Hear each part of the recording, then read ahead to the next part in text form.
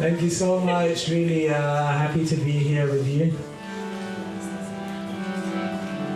Every day is a festival, so there's no early festival or late festival.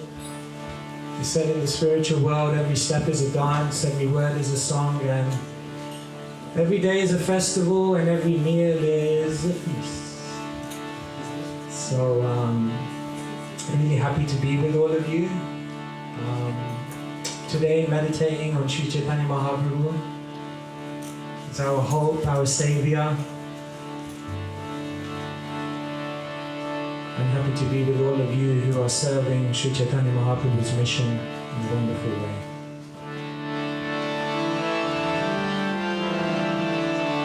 Radha Madhava Kunja Bihari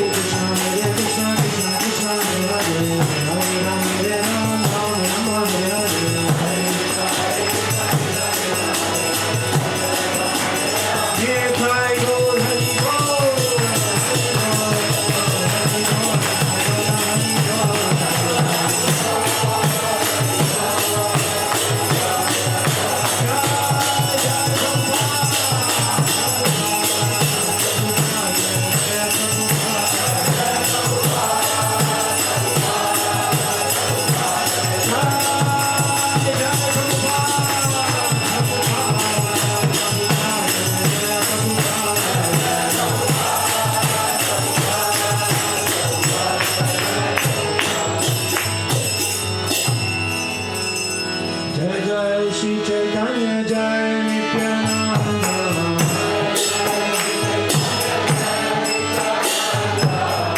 Jai Jai Shri Caitanya Charitamrita.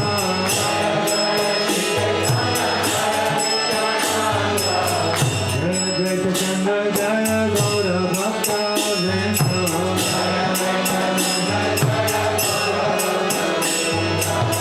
Jai Advaita Chandra Jaya Gaura Bhakta Vrinda.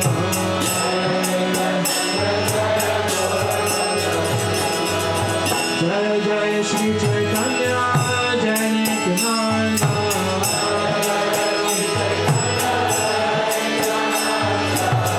Jai Jai Shri Caitanya Jai Nityananda.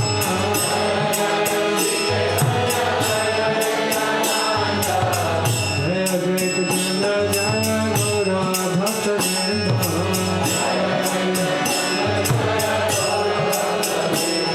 Jai Advaita Chandra Jaya Gaura Bhakta Vrinda.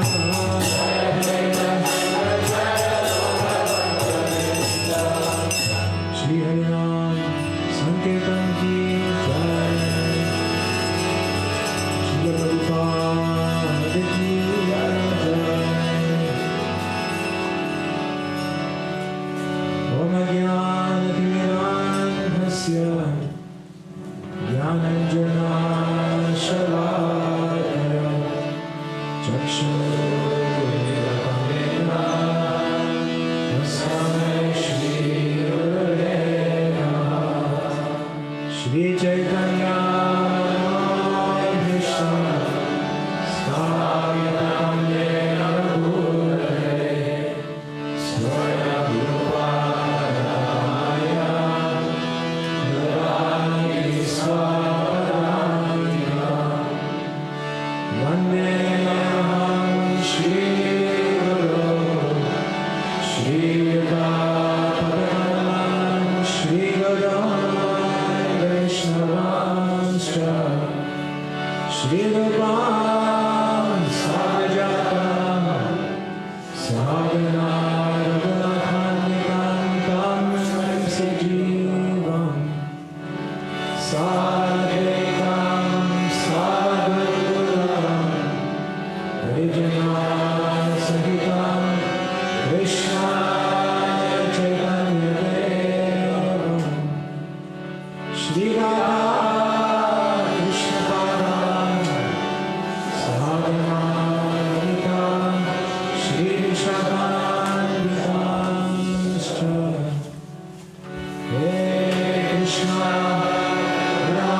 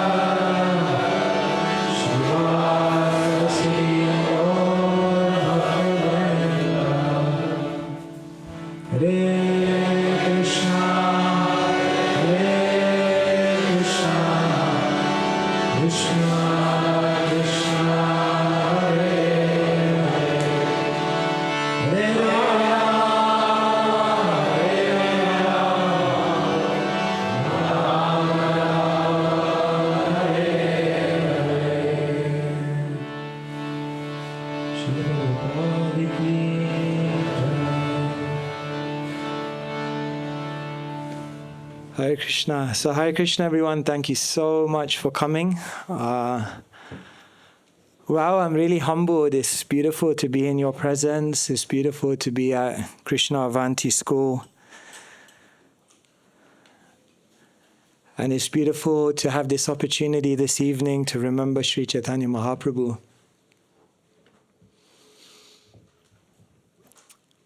I was mentioning yesterday to a devotee that, or in a talk, that Srila Prabhupada in his life, he initiated many devotees.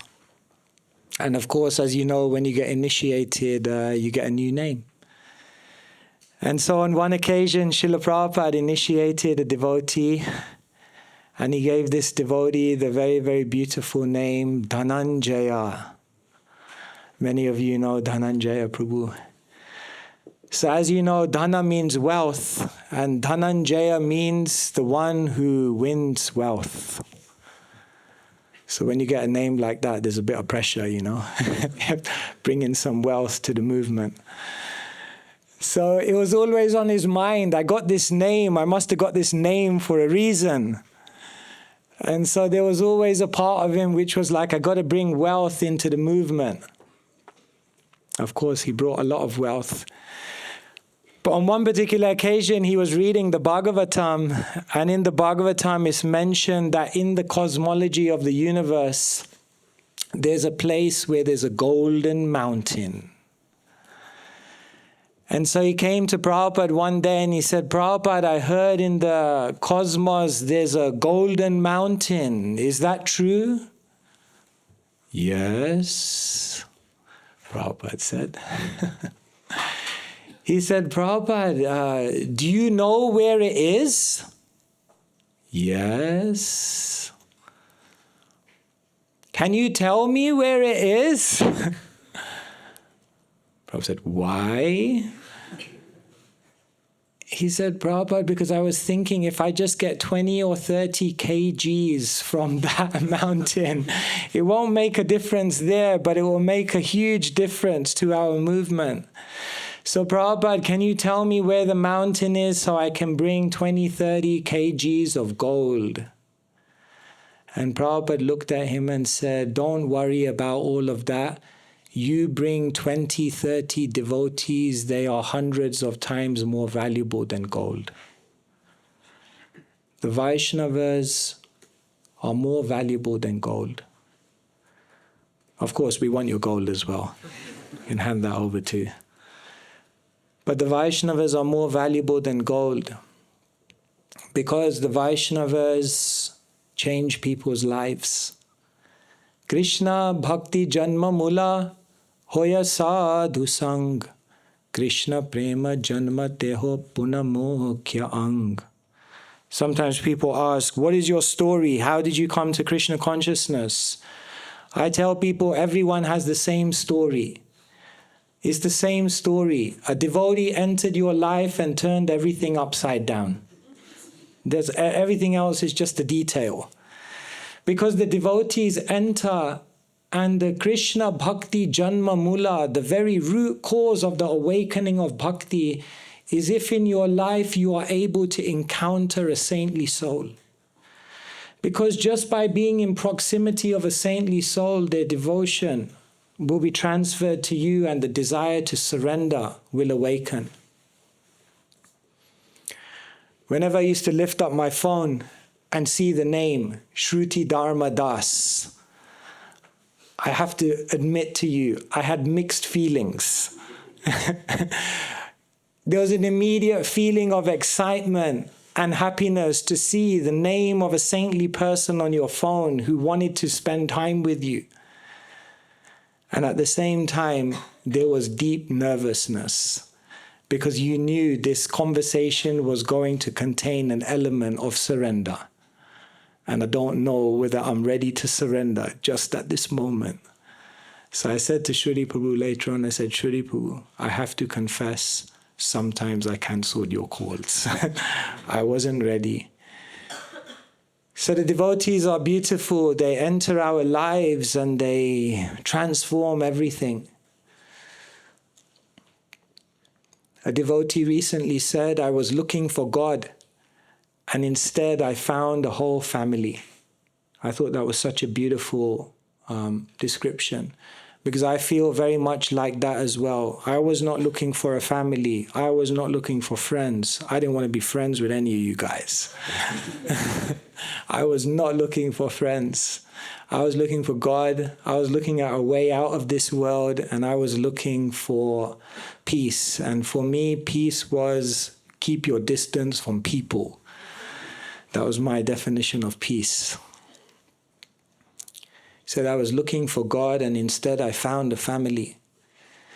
Nowadays I look at my life and I feel like the relationships that I have with the devotees are my most beautiful wealth. I was fortunate when I was 16 to meet His Holiness Bhakti Chara Maharaj. And you know the story, whenever you meet the Swami, you have to ask for an instruction. Don't ask for instruction today. So whenever I say that, people always ask me at the end. So I asked Maharaj for an instruction. And when I was 16, I remember there was in East London. Need lots of instructions in East London. And he said, while you're in ISKCON, make as many friends as you can. It was such a beautiful instruction, just such a simple instruction, just such a real instruction.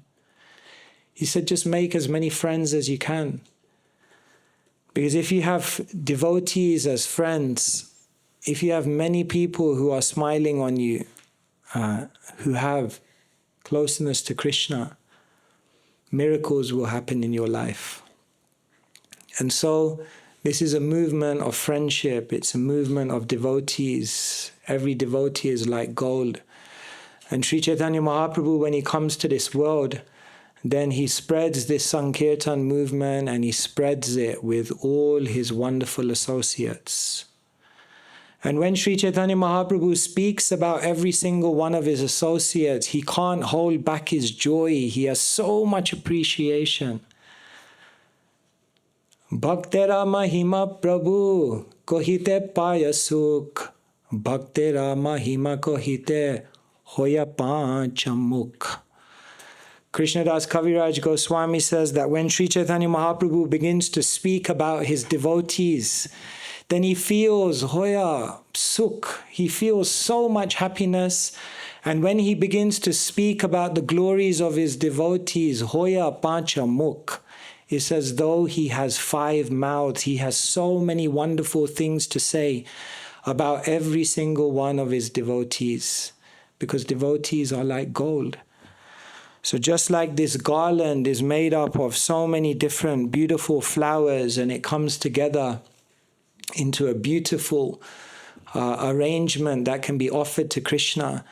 Similarly, in a community, every devotee is like a different flower with a different personality, with a different contribution, with a different ability.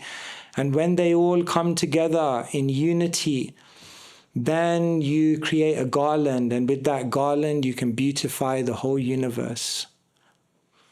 So each one of Mahaprabhu's devotees, his followers, are all like very, very unique.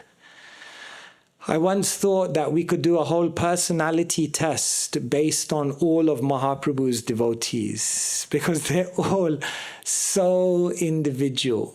Like, for example, you have Nityananda.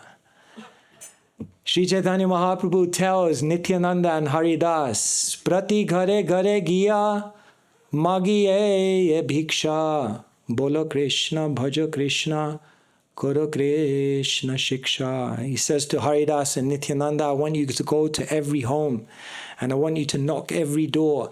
And as soon as people open the door, I want you to run away, knock down ginger. No. Used to do that as kids. They must have an online version of that now, I don't know. No, when they open the door, Magiye Bhiksha, just ask for some charity. Bolo Krishna, my dear friend, please chant Krishna's names. Bhajo Krishna, worship Krishna. Koro Krishna Shiksha. Follow Krishna's instructions. That will be very beautiful. Your life will become very beautiful. But Nityananda, he has to take risks. Nityananda needs adventure. Nityananda is ambitious like anything. And he wants to spread Sri Chaitanya Mahaprabhu's glories to an unlimited extent. And therefore, Nityananda Prabhu represents the personality who's a risk taker. And therefore, when he sees Jagai and Madai, Haridas is like running away and Nityananda is running towards them. Haridas is like, where are you going? You're going in the wrong direction. No, we're going to go to them. Because if we can convert Jagai and Madai, then the Supreme Lord, Sri Chaitanya Mahaprabhu's glories will be established in all the three worlds, because no one can be more sinful than Jagai and Madai. And therefore, Nityananda takes the risk. And as soon as they take the risk, Jagai and Madai come back with great violence and start chasing them. And Nityananda and Haridas are running away from Jagai and Madai. And Haridas is like, what did you just get me into? And Nityananda was like, this is fun. So like this, Nityananda is the risk taker. Who's the risk taker in PS? Any risk takers? Come on, shout out a name. Me?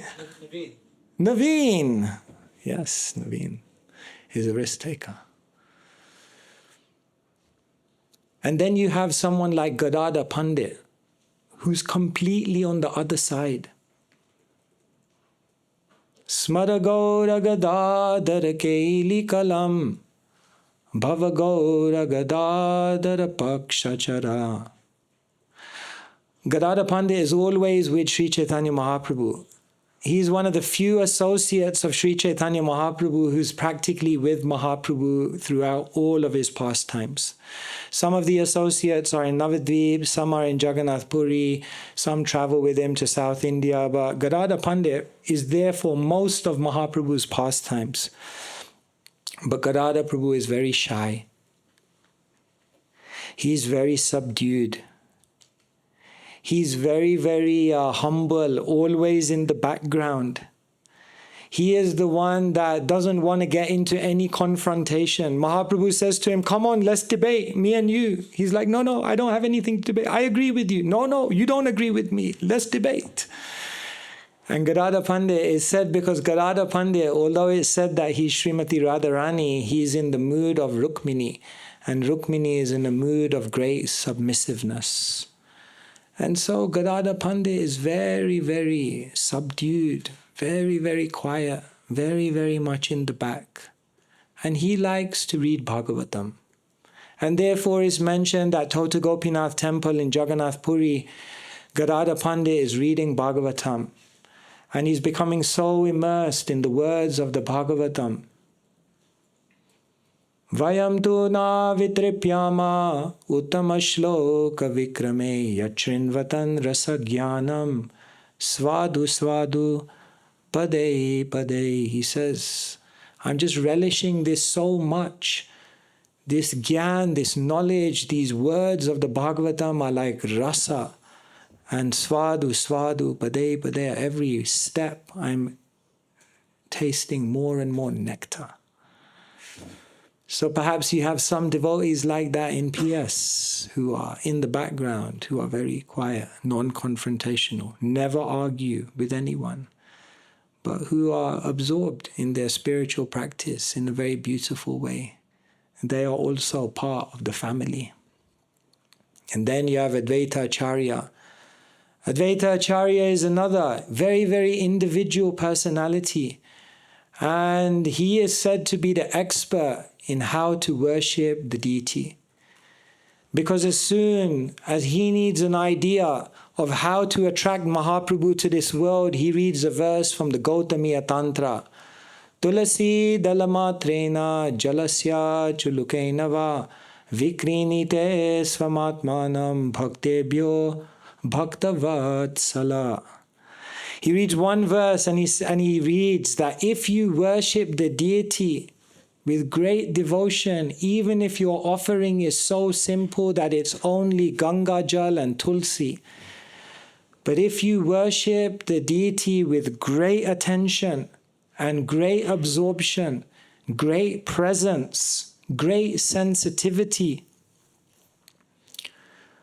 Bhaktebhyo Bhaktavatsala, Krishna will have to become your friend. And when Krishna becomes your friend, then he's ready to do anything for you. So Advaita Acharya said, okay, then I'll worship the deity. I'll conquer Krishna such that Krishna becomes my friend. And then I'll force Krishna, you must come to this world. And so that's what Advaita Acharya does. His deity worship is just said to be the greatest gift to the world. And so in Pandavasena, maybe you also have those devotees who are worshipping your Gauranitai. Sometimes we don't value those devotees who are doing that pujari service, but we don't understand that their purity of worship is benefiting the whole world. Can you see how individual devotees of Sri Chaitanya Mahaprabhu, they're all like gold. They're all like flowers. They all have their own personality and they all come together. Vakreshvara Pandit, another incredible devotee. He was the dancer. And he said that when he began dancing, he continued dancing for 72 hours. Mahaprabhu said, all you need to do in your life is just dance. Imagine getting an instruction like that. Just dance. So actually, even the devotees who come and just dance for Krishna. You have some dancers in PS. Who's got the best moves? Those devotees are very, very powerful. Prabhu bhole, tumi mora, pakshi ek shak, akash uditema jadi, pana arapak. Mahaprabhu says to Vakreshvara Pandit, you are like one wing. And if I had one more devotee like you, I would be able to fly in the sky. Very beautiful. Vasudeva Datta, another incredible devotee of Mahaprabhu. And what is Vasudeva Datta's very, very special quality?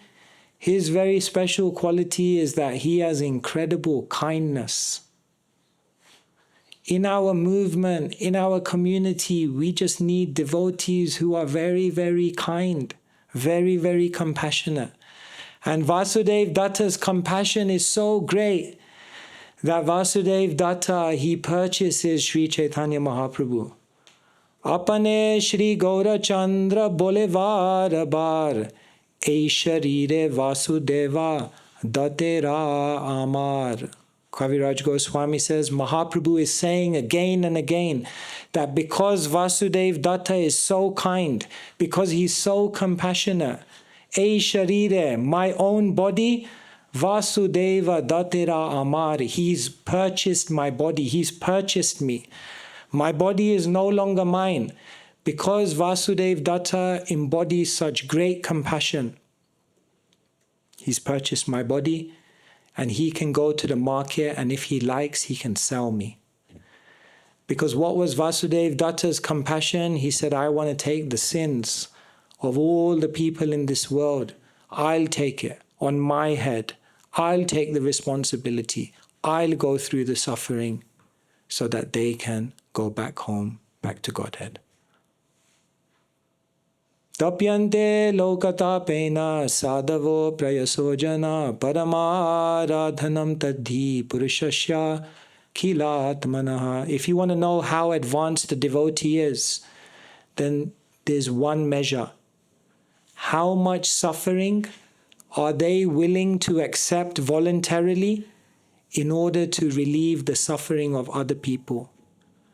If you come across a devotee who's willing to suffer so that others can be relieved of suffering, hold on to their feet and stay very, very close to them, because they are very advanced.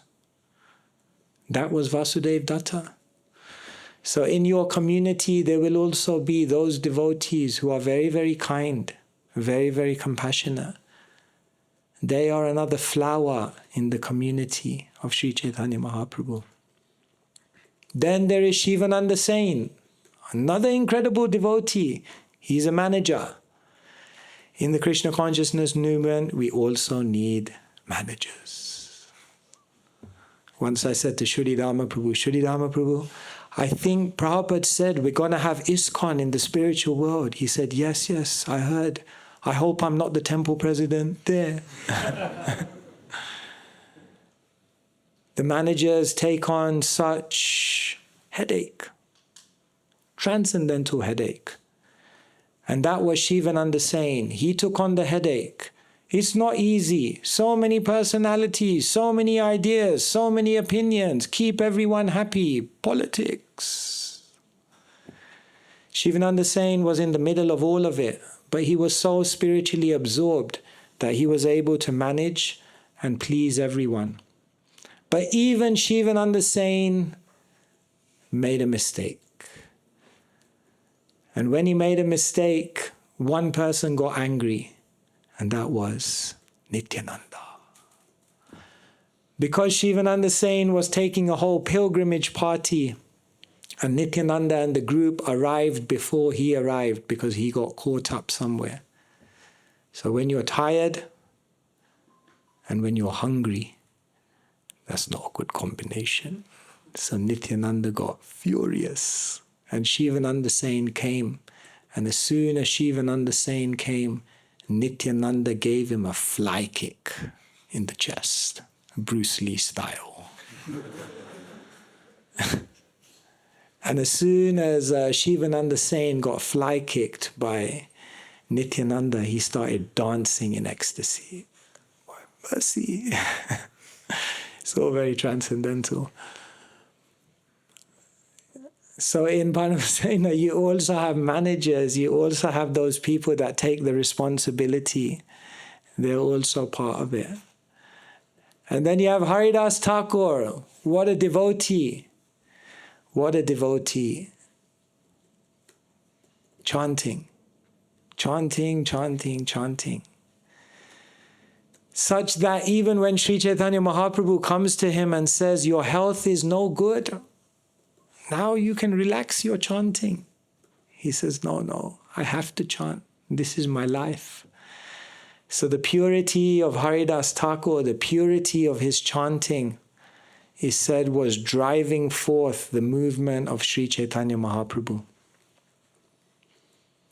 So in your community, there are also some individuals who are very spiritually deep, and they give a strength to all of you as a group because of their spiritual purity. Rupa Goswami, we could go on and on, so many. Rupa Goswami, an incredible writer, empowered by Sri Chaitanya Mahaprabhu. When Mahaprabhu was thinking something, Rupa Goswami could understand everything. And not only could he understand it, he could write it down in the most beautiful way. And one day he wrote down something that Sri Chaitanya Mahaprabhu was thinking, and he put that verse in the roof of his hut. And when Sri Chaitanya Mahaprabhu came and saw that verse, he picked out, what is this? My God, he's read my mind and he's communicated it with such beauty. Rupa Goswami turned up and Mahaprabhu slapped him. Gave him a slap. How did you know what's on my mind? And furthermore, how were you able to explain it in such exquisite words? Because he was empowered. Some people are empowered to write. So you have writers, you have dancers, you have managers, you have risk takers, you have the generous, kind devotees, you have those who are spiritually deep. All of these devotees are like the garland which can then be offered to Krishna. So value every single devotee and make friends with every single devotee, and then together do something amazing. That was what all these devotees did. They were all individually beautiful in their own ways, and when they came together, they did something amazing. They created a revolution in the world. They were just together. It was completely transcendental. It's said that when all these individuals came together and they had a kirtan, it was like a whirlwind. They would come together, they would go past a village, it was like a whirlwind, and as they would go past the village, people would get sucked into the kirtan party. And it said they would get sucked into the kirtan party and then you would never see them again. Disappeared into the ether. Amazing. So like that, a wave of revolution was created by Sri Caitanya Mahaprabhu and all of his associates. The very, very special feature of Sri Caitanya Mahaprabhu's pastimes, the very special feature of Gaura Leela, is that Krishna Leela you can appreciate, but at this moment you can't participate. It's too far. Is too disconnected in one sense from our present situation.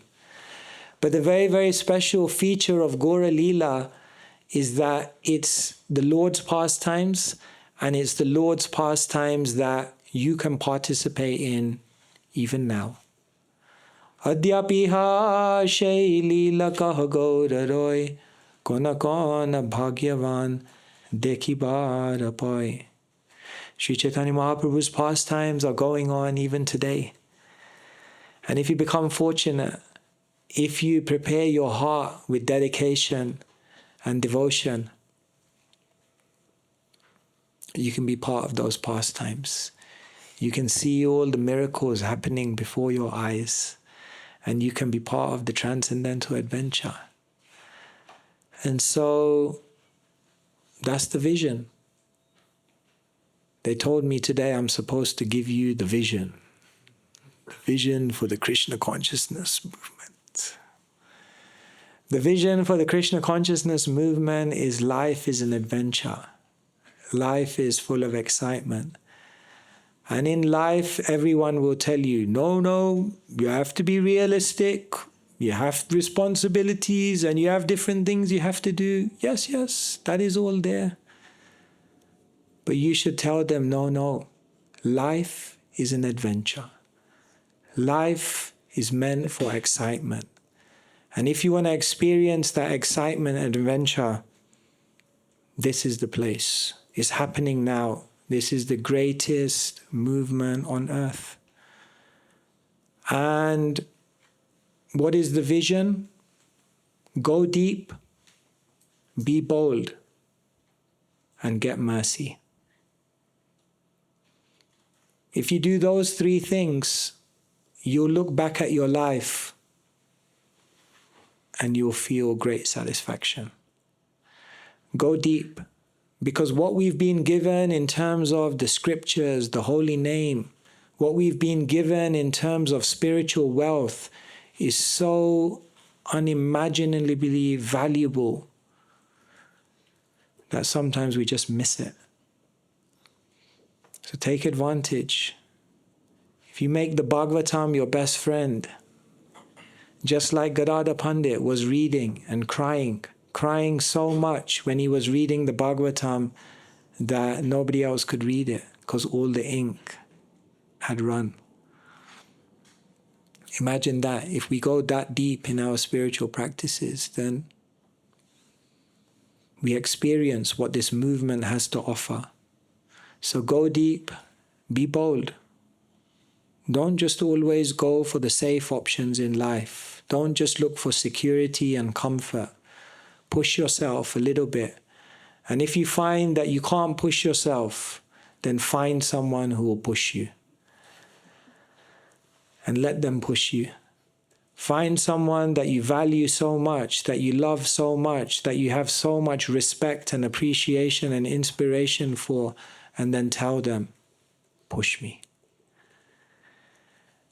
And when you end up doing what you really don't want to do, but you do it because you love this person and they're pushing you, then you might just find you discover new worlds that you never knew existed. And the final thing is, get mercy. We are mercy cases. On our sadhana, it will only go so far. But if you please the Vaishnavas, if you take the mercy that's available in all the different aspects of this movement, then that will carry you to new heights. And so this is the vision. Go deep, be bold, and get mercy. And then we become participants in the greatest movement on earth, Sri Caitanya Mahaprabhu's Sankirtan movement, a movement of miracles. You'll see Krishna. You'll see Krishna face to face. Because when you put yourself out there to be part of this Leela, Krishna walks with you side by side. And it's so beautiful. So we're so fortunate. I was just in Calcutta and I went to the rooftop where Bhaktisiddhanta Saraswati Thakur instructed Srila Prabhupada, you're young, you're intelligent, why don't you spread Krishna consciousness all over the world? So I was just sitting there for 1 hour, 2 hours, deeply trying to absorb the Shakti of that place, very powerful place. But that instruction stands for all of you. You're young, you're intelligent, why don't you do it? And you can come up with 100 reasons why not. But the fact of the matter is, in this life, you're going to have to become dedicated to something. You're going to have to dedicate yourself to something, right?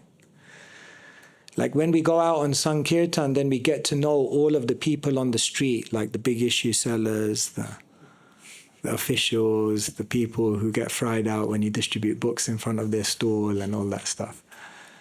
So once I came to Southampton and I hadn't been there for a long time.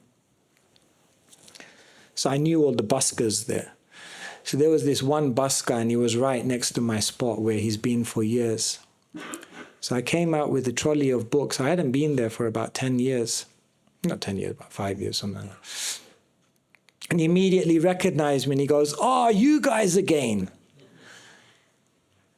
And he looked at me and he said, "Same old monks, same old books, same old lines."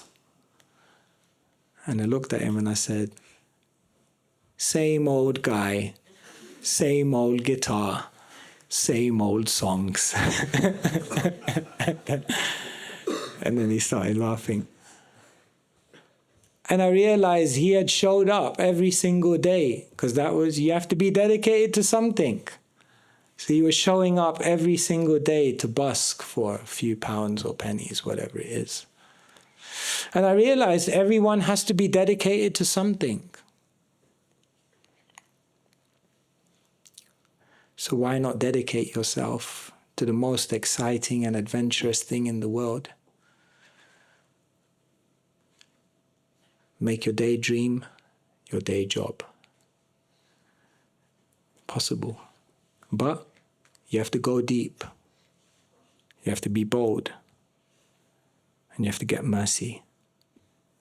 And if you do those things, you can be a live participant of Gaura Lila. It didn't finish 500 years ago. It's going on now. It's going on right now. Kona kona bhagyavan. But who is going to be fortunate? They will see. Hare Krishna. All right, I guess I could go on and on and on, but I won't. How are we doing for time? Do we have time? Or no? Anirudh. Anirudh is very stoic, isn't it? Shall we do? If anyone has any questions, comments, anything you'd like to ask, happy to try to share something. Yes? So it seems like personalities you mentioned had an incredible level of purity, but it seems like we're works in progress. So in spite of this, can we also be called flowers in that garland? So the personalities we mentioned seem to be incredibly pure, but we seem to have so many impurities. So can we really be part of this Leela? Patita pavana hetu tavayavatar mosama patita prabhu na pai bear. Mahaprabhu, who does he bring close? He brings close those who are patit. In fact, the more fallen you are, in one sense, Mahaprabhu gives you greater and greater opportunity. So Mahaprabhu and Mahaprabhu's movement is so incredible that even in a conditioned state, even with all your imperfections, even with all our shortcomings, we get to become embraced into the inner circle of the most confidential thing. Right at the beginning of Chaitanya Bhagavat, Vrindavan Das Thakur begins with an invocatory prayer. Ajanulambita bhujo kanakavadato samkirtane kapitaro kamalaya taksho vishvambaro dvijavaro yugadharma palo vande jagat priyakaro karunavataro. It's a very beautiful prayer. But in the first line he says, Ajanu lambita bhujo kanakavadato. Mahaprabhu's arms are very long. In fact, his arms are so long that when he stands up and he puts his arms down, they reach all the way to his knees. And the commentators explain that Mahaprabhu's arms being long are not just literal, but they're also metaphorical, because with Mahaprabhu's arms, he is embracing the whole world and he's bringing everyone into the inner circle. And therefore, Mahaprabhu embraces everyone. He embraces Vaishnavas, all the Gaudiya Vaishnavas from all of the different regions. Not just that, Mahaprabhu then embraces all the Vaishnavas from different sampradayas. But not just that, Mahaprabhu embraces the Shaivites, the Shaktas. He even embraces the Mayavadis. And not just that, Mahaprabhu then goes to the atheists and he embraces them and brings them in. And not just that, Mahaprabhu then goes to Jarikanda and he even brings the animals in.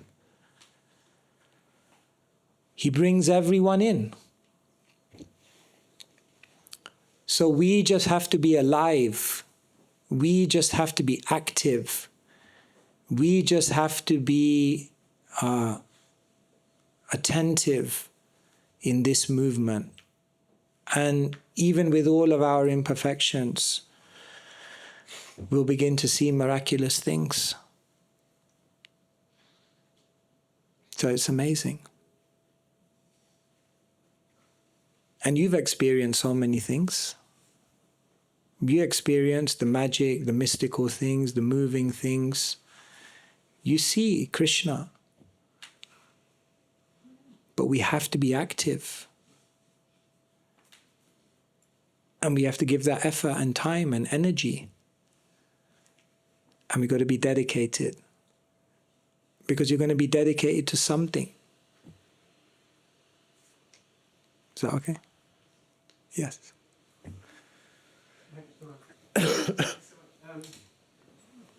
I guess I took from what you were saying is like it's a giant jigsaw puzzle and everyone's a piece and the unique combination of these different skills makes them unique. But as a community, it's very easy to appreciate those people doing the bold, risk-taking things. But everyone has an equal part to play and the thing doesn't work without everyone. So I guess the question is, how as a community how can we appreciate everyone equally, and those people who are unseen or doing the really important engine room work, or the mothers, or how do we appreciate them so they also feel? And just like Sri Chaitanya Mahaprabhu, Bhaktera Mahima Kohite Hoya Pancha Mukh, with 5 mouths, broadcasting it to the whole world, with an unending enthusiasm, Mahaprabhu declared to the world, just see how amazing my devotees are. So as a community, we need to give that appreciation. We need to give that recognition. No devotee wants that. But as a community, just like Mahaprabhu, Hoya Pancha Mukh, we have to express. Because what that does is that helps everyone to realize that everyone's contribution is valuable. And when everyone realizes everyone's contribution is valuable, then everyone just gets down to doing what they're meant to do. What you appreciate in a community and also what you stay quiet about in a community will set a culture. So we're a team. It's beautiful. JFK once went to NASA, Cape Canaveral. So JFK went into the bathroom, or the restroom, as they would say. He went into the bathroom anyway, and then did his thing. And then washed his hand, and as he was washing his hands in the sink, there was a janitor there. And the janitor was doing his job so well, like so attentively. So JFK was so impressed. And he looked at the janitor and he said, "What inspires you to be a janitor?" And the janitor looked back at JFK and said, "I'm not a janitor. I'm part of a team that's putting a man on the moon." We'll leave the moon controversy to one side for now, but you get the point. That's not the point of it. I'm part of a team that's doing something amazing. And JFK walked out of that tour and he said, this is the culture we want to create in every single one of our communities. No one's big, no one's small. Everyone is valuable because every devotee is golden. And by our material estimation, we make so many judgments on this and that. It's beautiful when you go to Vrindavan because you go to all these samadhis. And it's so beautiful because, like, for example, if you go in the Radha Govinda Mandir near there, there's a 64 samadhis area. And you just walk around and look at all of these samadhis and it's incredible because half of these devotees, you've never even heard of them before. And you realize they were just going about their devotion every single day. No need for recognition, no need for limelight, no need for any sense of fame. But their purity was driving the whole Vaishnav Sampradaya forward. So we just need those devotees, every devotee, to recognize that their purity, their practice is so valuable and it's driving everything forward. And all of the rest of us, when we see those devotees, Bhaktera Mahime Kohita Hoya Pancha Mukh. You should have 5 mouths and you should spend your words to appreciate those people. Some thoughts? Yes?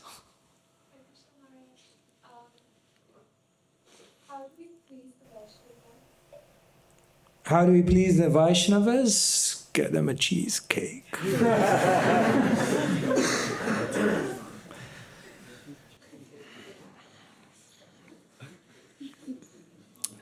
The Vaishnavas have desires in their hearts to serve Krishna.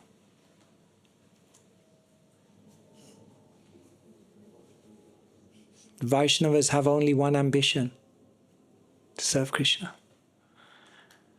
And each Vaishnava has very specific plans of how they want to serve Krishna in this life.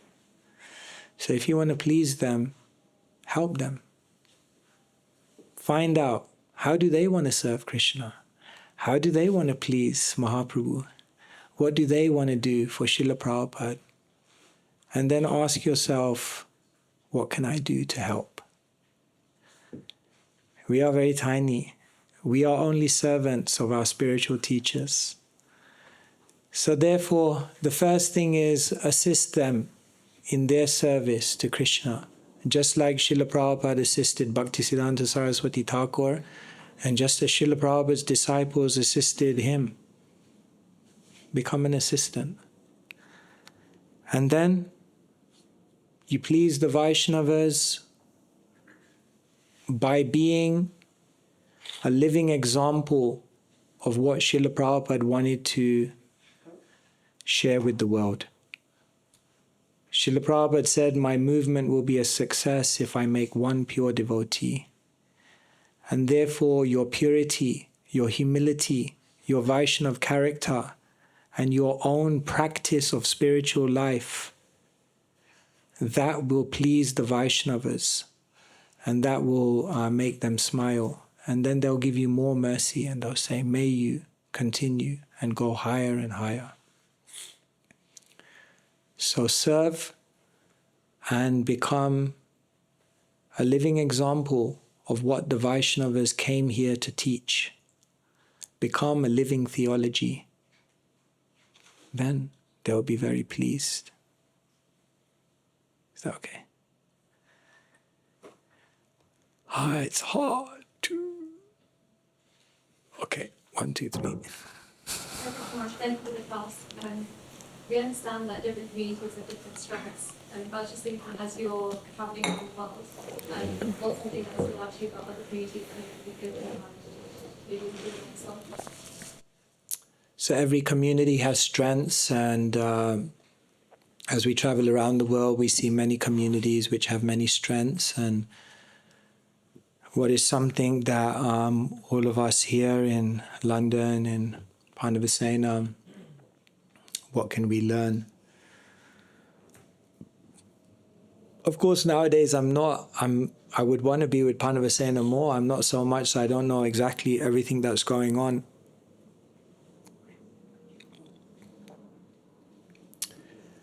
But I think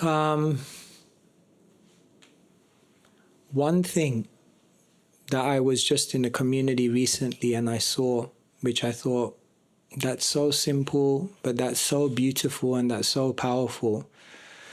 And that I felt I need to do this much more in my life, and maybe as a community we can do that much more. Is in this community I saw so much of a deep connection with Srila Prabhupada. I mean, all of the devotees were listening to Prabhupada's lectures. All of the devotees in this particular temple, they have Prabhupada's rooms there. And what many of the devotees do is every single day when they come back to the temple, they go to Srila Prabhupada's rooms and they report to Srila Prabhupada, this is what we did today. And I thought that's so beautiful. There was such a strong consciousness and connection with Srila Prabhupada. And I thought that's so powerful. That's why this community is getting so much blessings. That's why the devotees are so strong. That's why they're so bold. Because everything that Srila Prabhupada is, everything that Srila Prabhupada stands for, that strength, that being bold, that complete clarity and conviction of Krishna consciousness, if you're connected with Srila Prabhupada, then you draw from that treasure house. And so I realized, my God, all the devotees here are really being blessed. So please, please, please listen to Prabhupada's lectures. It's powerful. Read all of Srila Prabhupada's books. Of course, that goes without saying. And not only that, read Prabhupada's conversations. When I first came to Panavasena, then I don't know if all of you know Leela Kamala Kirti at that time. But I was about 17 or whatever it was. And I had read one book. And then she came to me one day and she said, I've got a set of Prabhupada's conversations. So I was like, oh, can I read one? So I read one and I read it in 3 days. And I was like, this is amazing. Prabhupada's conversations are so good. And basically, before I read any other Prabhupada book, I finished all of Prabhupada's conversations. And I thought that, I feel that was so defining for me because I really learned Srila Prabhupada's mood. So listen to Srila Prabhupada, read his books, read the biographies of Srila Prabhupada. Go to Calcutta and connect with Srila Prabhupada, who on that rooftop was instructed by Bhaktisiddhanta Saraswati Thakur. Go to New York and spend some time and just sit in 26 Second Avenue and just remember Srila Prabhupada, who all alone in the winter of 1966 was preaching on the Skid Row of the Lower East Side. If you have a strong relationship with Srila Prabhupada, all the blessings will come. So perhaps that is something that we can all learn, improve on. There are more hands, but I don't know how we're doing. 10 minutes. 10 minutes. All right, yeah, Lucas. So Maharaj, you spoke about how the saints are able to really tolerate struggle and strife. How do we deal in our own experiences when we're receiving a lot of challenge, but we don't have the capacity for advancement, to cope with the challenges?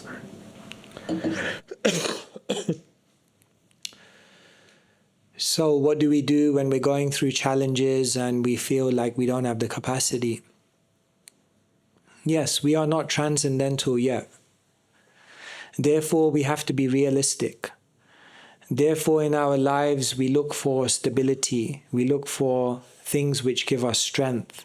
We look for some sense of security. And therefore, we invest also in those things. We spend time nourishing ourselves, going deeper, as I was saying. And then what happens is, as we spend time drawing some boundaries and energizing ourselves, then we emerge in the world and we find we have more strength than we begun with. And therefore, be realistic. At sometimes in your spiritual life, you may need to step back and put the emphasis somewhere else where you can get some strength. So it's okay. It's not a failure. It's a long game. It's a long life. So play the long game. But always do something Krishna conscious. So if you feel like service and the intensity of life in active Krishna consciousness movement and the struggles of the world around you are having a toll on your body and mind, then just step away. But step away and do something spiritual. And as you step away and do something spiritual, you'll emerge again stronger and able to deal with more. So yeah, just know life is like riding a bike, so you have to keep on adjusting. So just adjust and look for places which give you spiritual strength. It's okay.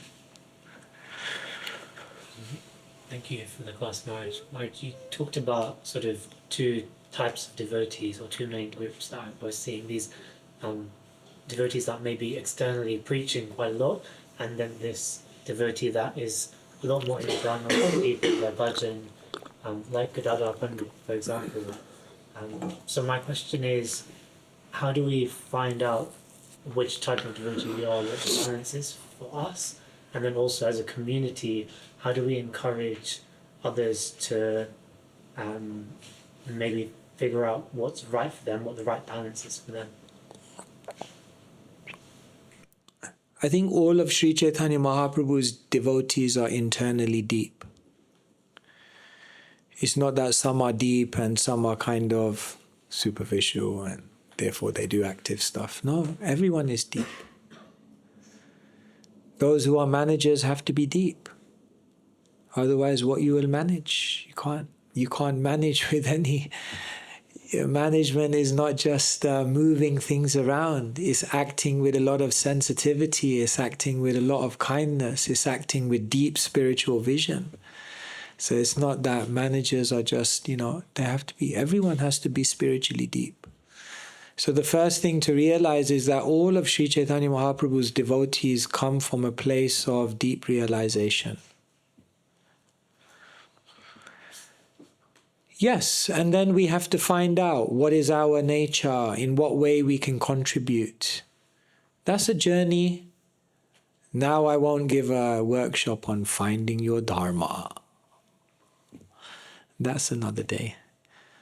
But it will come in time. If you want to serve, see, the basic thing is, if you really desire to serve, if the seva bhav is there, what does Krishna say? Desham satata yuktanam bhajatam pritipurvakam dadami buddhi yogam. If you're satata yukta, if you have such a deep sense of service, that how can I give myself in the best way to this movement? Krishna will guide you. The Vaishnavas will guide you. It will all become very, very apparent what your contribution is in this movement. It will happen. But we have to have one to serve. So first, the seva bhav must be there. And then every other detail will manifest. Is that okay? All right. Did I see a hand in that? No. Okay. Yes. Okay. Anushree, yeah. As part of your vision, you said to go into the world and have mercy. What is the best way to get mercy? Or the best way to step back with it? There are different sources of mercy. One source of mercy is people. Another source of mercy is places. Another source of mercy is the process. So, as you read scripture, what you will begin to uncover is that there are many, many sources of mercy in this world. Devotees can give a lot of mercy. I mentioned how to draw mercy from devotees. Places can give a lot of mercy. Therefore, we go to Vrindavan, we go to Sri Dham Mayapur, we take shelter of those places which connect us to the eternal reality. Because Rupa Goswami says those places are like cups of bhav and they're overflowing. And therefore anyone who goes in their proximity, even if they're unqualified, they'll begin to experience that which is way beyond their realization. So it takes us forward. So we get mercy from places. We get mercy from the process. Every day, Shraddha Ratir Bhaktir Anukramishyati. Every day as you dedicate yourself to the process, then the mercy of the process increases your Shraddha. And then when that Shraddha becomes solidified and crystallized, it becomes rati, it becomes attraction. And when that attraction solidifies further, then it becomes prema bhakti, love for Krishna. So there's so much power in the process. Krishna consciousness is simple, but what makes it difficult is the everyday principle. You need to wake up and show up every single day. Get up, dress up, and show up every single day. Can you get up, dress up, and show up every single day? If you have that level of dedication to the process, so much wealth will come. But we're unsteady. And therefore, like a plane on a runway, it kind of goes and then it stops. It never really builds the momentum which allows it to take off. So like this, there are many, many sources of mercy. The final thing is, at least in terms of my answer for this question today, read the Brihat Bhagavatamrita. Because in the first story of the Brihat Bhagavatamrita, Narad Muni went on a journey, and he went on a journey to find out who got the most mercy from Krishna. And it's very, very interesting because every single person he meets will reveal to you a secret of how to get mercy. He goes to the Prayag Brahman, mercy. Then he goes to the southern king, mercy. Then he goes to Indra, mercy. Then he goes to Brahma, even more mercy. Then he goes to Shiva, mercy. Then he goes to Prahlad, mercy. Then he goes to Hanuman, mercy. Anyway, like this. So each one of these characters, when you read the dialogue, you learn a secret of how they drew mercy that brought them to their devotional accomplishment. So it's all there in the scriptures. There's no secrets here. It's all an open secret. Question is, how much are we interested? How much are we desirous? That will define the trajectory of our spiritual life. All right. Okay, I think we should end right here. So thank you so much for your attention and for being here. Hare Krishna.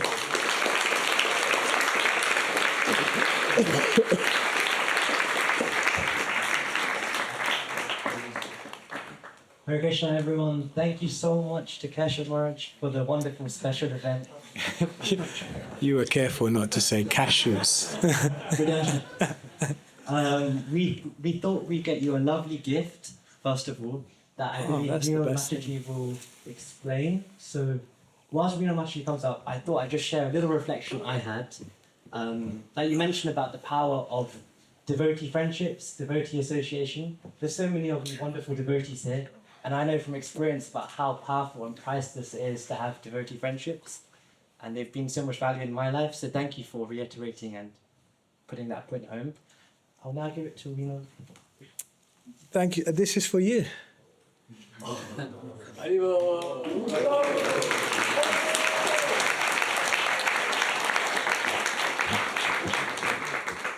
He's from UCL.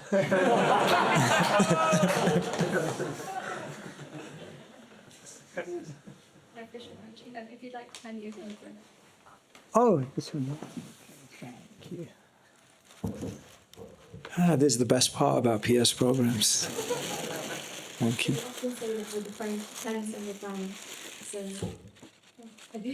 This one? Yeah, sure. So you love journaling, so this is just a small travel journal that you can take. Oh, thank you so much. Across the world. And there's a small picture of Prabhupada in there. Okay, thank you. Appreciate it. Thank you. Wow, very kind. Thank you so much. And this one? Yes, and as a resident, we often say that God is changing the journey, or we have a past lifetime for you as well as the journey. Oh, thank you so much. Appreciate it. It's a pen. With initials on it. Thank you. Thank you, everyone. Yes, thank you so much for your kindness. Thank you for accepting me. Thank you for allowing me to do some service for you. Always have a special place in my heart for Pandavasena.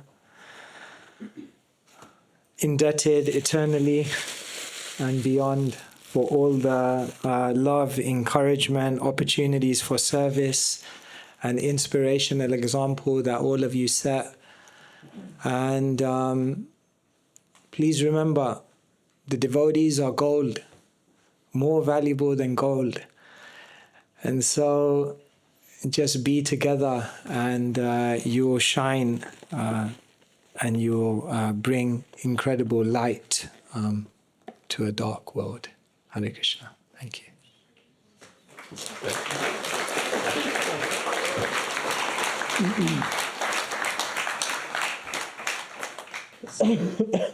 You guys are all very fortunate as well. We have some gifts for you waiting outside. We have some of Keshava Maharaj's books for you to purchase. And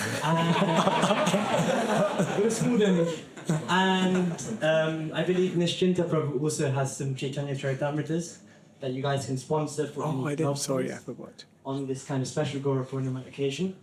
Now we have. Can we just say something about the CC? Yeah, Srila Prabhupada's great gift to us was to open this world of Gaura Lila.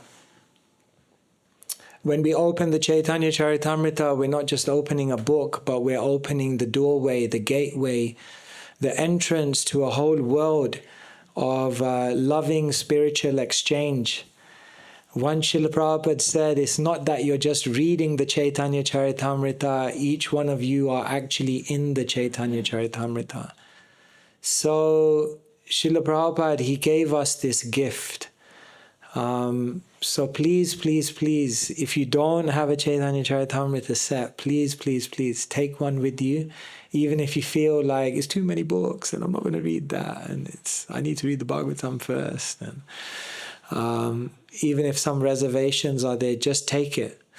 Because having it in your home, having this opportunity, a gateway to go into Sri Chaitanya Mahaprabhu's pastimes, it may just trigger something within you. So the Caitanya Charitamrita, even if you haven't read all the other books, now and again you can just open it and read. It's okay. And it's very, very sweet. So we should always look, what do the great devotees do when nobody is looking? So Srila Prabhupada was perhaps the greatest devotee. And what was he doing when nobody was looking? What was he doing behind closed doors when the world was not watching him? Oftentimes he was singing bhajans alone. But it's said that the other thing that Srila Prabhupada liked to do, all alone, when the world wasn't looking, when he wasn't the world acharya, but when he was just in his own space, behind closed doors, what was Srila Prabhupada doing? He was reading Caitanya Charitamrita. And therefore on the Jaladuta, Prabhupada writes, today the ship is plying very smoothly, but today I'm feeling separation from Sri Vrindavan and my Lord Sri Govinda, Gopinath and Radha Damodar. I'm so far away from home, but I have come here on the order of my spiritual master. In this condition, my only solace is reading the nectarine pastimes of Sri Chaitanya Mahaprabhu.